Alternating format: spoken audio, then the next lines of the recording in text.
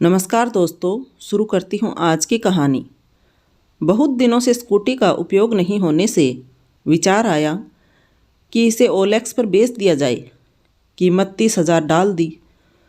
बहुत ऑफ़र आए, 15 से 28,000 तक। एक का 29 का प्रस्ताव आया, उसे भी वेटिंग में रखा। कल सुबह कॉल आया।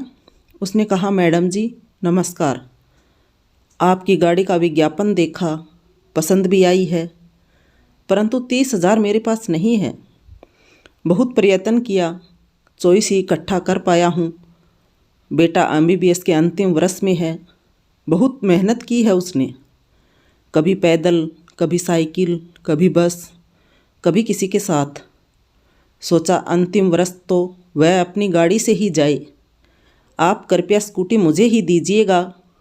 नई गाड़ी मेरी हैसियत से बहुत ज़्यादा है। थोड़ा समय दीजिए, मैं पैसों का इंतज़ाम करता हूँ। मोबाइल बेचकर कुछ रुपए मिलेंगे, परंतु हाथ जोड़कर निवेदन है, मैडम स्कूटी मुझे ही दीजिएगा। मैंने उत्सुकतावश पूछ ही लिया, क्या काम करते हो? उसने बताया, ठेला लगाता हूँ। मैंने फिर एक प्रश्न कर दिया, कितना कमा लेते हो? उसने कहा, मैडम जी कमाई तो क्या है, बस किसी महीने घर चलाने के लिए पैसे मिल जाते हैं तो कभी उधार भी लेने पड़ जाते हैं। मेरे से रहा नहीं गया। मैंने फिर एक प्रश्न दाग दिया, तो फिर स्कूटी क्यों ले रहे हो? तो उसने रोंदे गले से जवाब दिया, मैडम जी बेटे की हार्दिक इच्छा थी, उसे ही पूरा करने के लिए मैंने पाई पाई जोड़कर उसका यह सपना पूरा करने का विचार किया। मैंने औपचारिकता में ओके बोलकर फ़ोन रख दिया और मेरे काम में लग गई, क्योंकि आज रविवार था और मुझे बहुत सारे काम निपटाने थे। कामकाजी महिला को तो रविवार को ही थोड़ी फुर्सत मिलती है, तो मैं जल्दी से सारे काम निपटा लेना चाहती थी। लेकिन मेरा मन किसी काम में नहीं लग रहा था। बार बार उस अजनबी शख्स की वह बातें याद आ रही थी। मैं बार बार सोच रही थी कि क्या करूं। एक तरफ 29,000 देने वाले भी हैं, तो दूसरी तरफ यह 24,000 दे रहे हैं।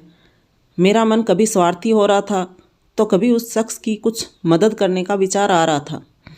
आखिरकार मैंने विचार कर ही लिया कि भले ही मुझे कम पैसे मिल रहे हों, लेकिन मैं उस गरीब की यदि कुछ मदद कर सकूं, तो यह मेरे लिए बहुत बड़े सौभाग्य की बात होगी। और फिर यह भी ख्याल आ रहा था कि वह बेटा कितना होनहार है कि आज डॉक्टर की पढ़ाई पूरी करने जा रहा है। तो ऐसे होनहार बच्चों के लिए यदि मैं अपना स्वार्थ त्याग करके कुछ मदद करूं, तो यह मेरे लिए बहुत बड़ी खुशी की बात होगी। आखिरकार मैंने उसे कॉल बैक किया और कहा, आप अपना मोबाइल मत बेचिए, कल सुबह केवल 24,000 लेकर आइए, गाड़ी आप ही ले जाइए, वह भी मात्र 24 में ही। मेरे पास 29 का प्रस्ताव होने पर भी 24 में किसी अपरिचित व्यक्ति को मैं स्कूटी देने जा रही थी। सोचा उस परिवार में आज कितनी खुशी का माहौल होगा। कल उनके घर स्कूटी जाएगी और मुझे ज़्यादा नुकसान भी नहीं हो रहा था। ईश्वर ने बहुत दिया है और सबसे बड़ा धन दया भाव है, जो कूट कूट कर दिया है।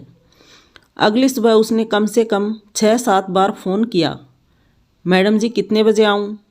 आपका समय तो ख़राब नहीं होगा? पक्का लेने आऊँ, बेटे को लेकर, या अकेले आऊँ? पर मैडम जी गाड़ी किसी और को नहीं दीजिएगा प्लीज़। वह 2,500, 200, 150 के नोटों का संग्रह लेकर आया, मगर साथ में बेटा नहीं, एक लड़की थी। नोट देखकर ऐसा लगा पता नहीं कहाँ कहाँ से निकाल कर या मांग कर या इकट्ठा कर ये पैसे लाया है। वह लड़की एकदम आतुरता और कृतज्ञता से स्कूटी को देख रही थी। मैंने उसे दोनों चाबियां दी, हेलमेट और कागज़ दिए। लड़की गाड़ी पर विनम्रतापूर्वक हाथ फेर रही थी, फिर स्कूटी पर बैठ गई। उसकी खुशी देखते ही बनती थी। उसने पैसे गिनने के लिए कहा। मैंने कहा, आप गिनकर ही लाए हैं, कोई दिक्कत नहीं। जब जाने लगे तो मैंने उन्हें 500 का एक नोट वापस करते हुए कहा, घर जाते मिठाई लेते जाइएगा। सोचा यह था कि कहीं तेल के पैसे है या नहीं, और यदि है तो मिठाई और तेल दोनों इसमें आ जाएंगे। आंखों में कृतज्ञता के आंसू लिए उसने मुझसे अनुमति मांगी। मैंने जाते हुए उससे पूछा कि ये लड़की कौन है, तो उसने उत्तर दिया कि यही तो मेरा बेटा है। उसने विदा ली और अपनी स्कूटी ले गया। जाते समय बहुत ही आतुरता और विनम्रता से झुककर अभिवादन किया, बार बार आभार व्यक्त किया। मेरे मन में भी यह किसी गरीब की मदद करने के लिए संतोष का भाव था। तो दोस्तों, कहानी कैसी लगी? पसंद आई हो तो लाइक करें, कमेंट करें, शेयर करें, सब्सक्राइब करें। Thank you for watching my channel.